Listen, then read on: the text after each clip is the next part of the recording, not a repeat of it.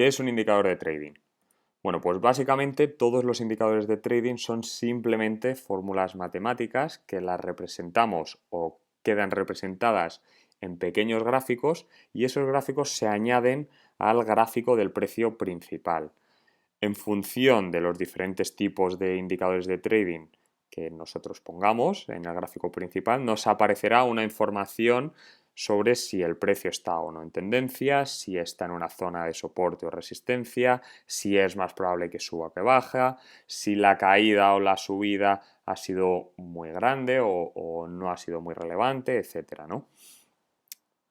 Pero por otro lado, los indicadores también a menudo pues, se contradicen unos con otros, incluso indicadores que en principio deben explicar lo mismo.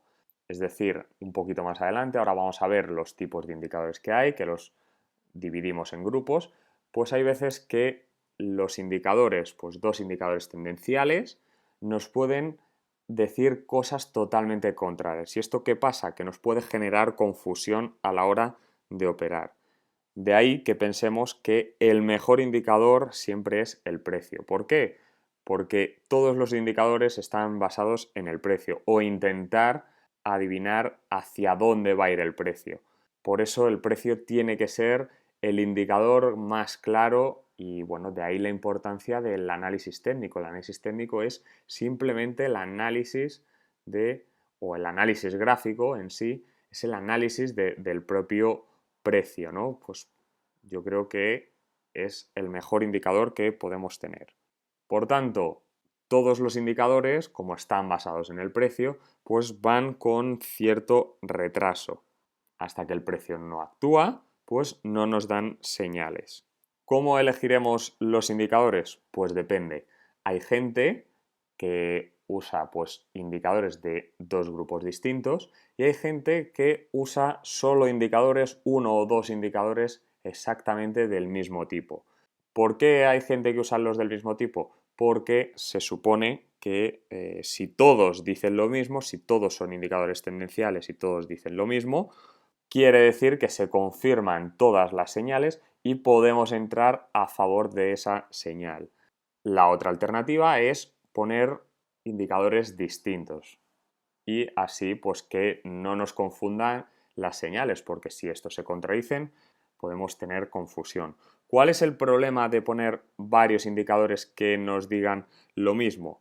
Pues básicamente el timing. El timing es el punto óptimo de entrada al mercado. Si nosotros tenemos, por ejemplo, pues como antes decía, tres indicadores tendenciales y los tres al final nos dan la misma información de hacia dónde va la tendencia, el problema es que seguramente, lo vamos a ver, seguramente esos tres indicadores van a tardar mucho en ponerse los tres exactamente de acuerdo. Es muy difícil que exactamente en el mismo punto se pongan todos de acuerdo.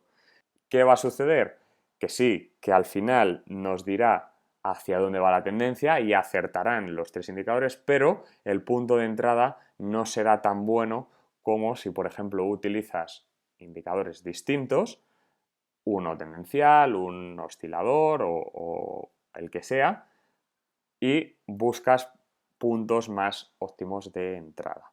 Entonces, bueno, dicho esto, vamos a ver los tipos de indicadores que tenemos. Por ejemplo, nosotros los hemos dividido en indicadores tendenciales, pues que como su nombre indica, su objetivo es seguir la tendencia, es decir, que nos dará información sobre si el precio está o no en tendencia o incluso cuándo será el momento de giro. Pues, ejemplos de esto pues pueden ser las medias móviles, el parabólico SAR, el MACD o el ADX.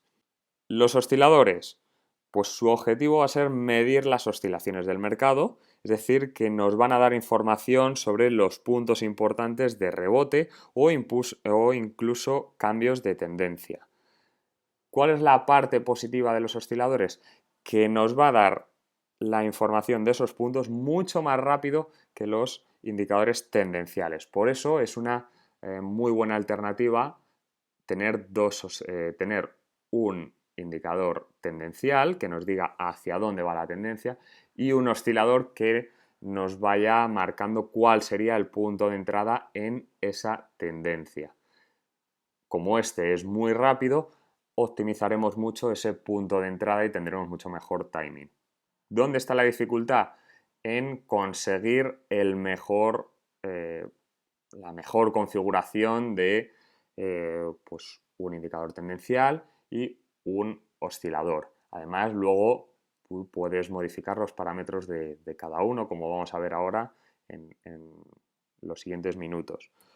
Indicadores de volatilidad, pues bueno, miden si el precio es volátil o no. Por norma general, vamos a ver indicadores pues, que nos lo miden a través de canales, como bueno, pues puede ser las bandas de Bollinger, el Donchian Channel, el SMA Envelope o algún otro indicador de volatilidad como el ATR. ¿Vale? Y los indicadores que no los podemos meter dentro de estos grupos, pues los pondríamos en otros. Bueno, hay muchos, simplemente como hay cientos de indicadores, pues te puedes meter en Pro Real Time y vas probando.